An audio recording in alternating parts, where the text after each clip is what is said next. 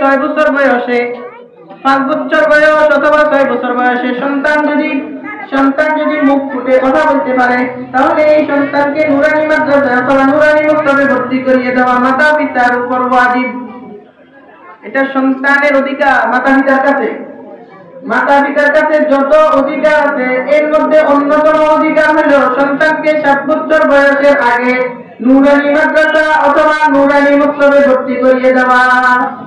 এজন্য রাসূল করিম সাল্লাল্লাহু আলাইহি ওয়াসাল্লাম হাদিস শরীফে বলেন, তালাবুল ইলমি ফরিদাতুন আলা কুল্লি মুসলিম, আও কামা ক্বালা আলাইহি সাল্লাতু ওয়াসসালাম।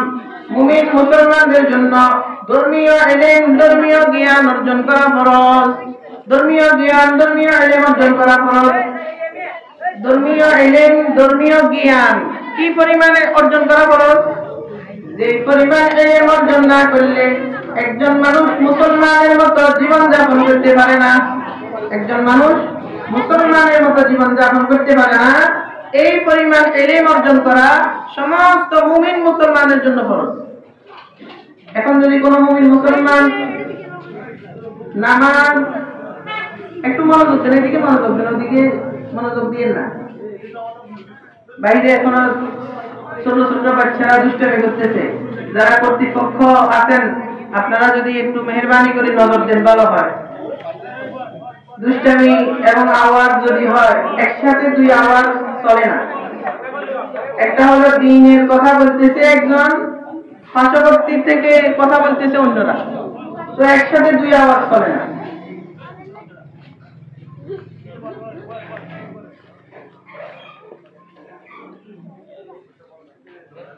একেবারে শান্ত হয়ে গেলে কথাগুলো বুঝতে পারবেন, অন্যথা বুঝতে পারবেন না। দেখুন, রাসূল করিম সাল্লাল্লাহু আলাইহি ওয়াসাল্লাম বলেন, তালাবুল ইলমি ফরিদাতুন আলা কুল্লি মুসলিম। মুমিন মুসলমানের জন্য ধর্মীয় ইলম, ধর্মীয় জ্ঞান অর্জন করা ফরজ। কি পরিমাণে ইলম অর্জন করা ফরজ? যে পরিমাণে ইলম অর্জন না করলে একজন মানুষ মুসলমানের মতো জীবন যাপন করতে পারে না, সেই পরিমাণে ইলম অর্জন করতে হবে। কালিমা কালাম, ওযু গোসল, পাক না পাক, হালাল হারাম। আবার বলতেছি, 1 নম্বর কালিমা কালাম, 1 নম্বর বলেন না কালিমা কালাম, 2 নম্বর ওযু গোসল, 2 নম্বর কি ওযু গোসল, 3 নম্বর পাক না পাক, 4 নম্বর হালাল হারাম।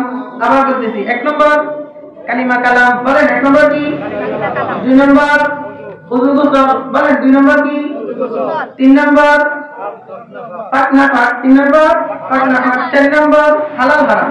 কালিমা কি?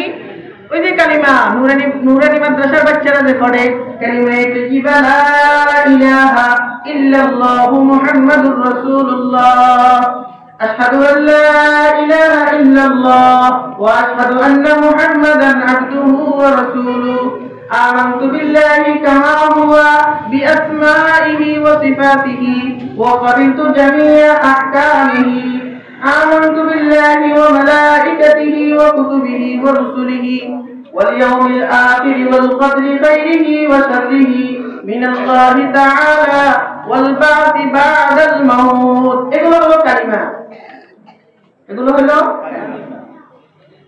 মসজিদে প্রবেশের সময় দোয়া পড়া, আল্লাহুম্মা ইফতাহলি আবওয়াবা রাহমাতিক। মসজিদ থেকে বের হওয়ার সময় দোয়া পড়া, আল্লাহুম্মা ইন্নী আসআলুকা মিন ফাদলিক।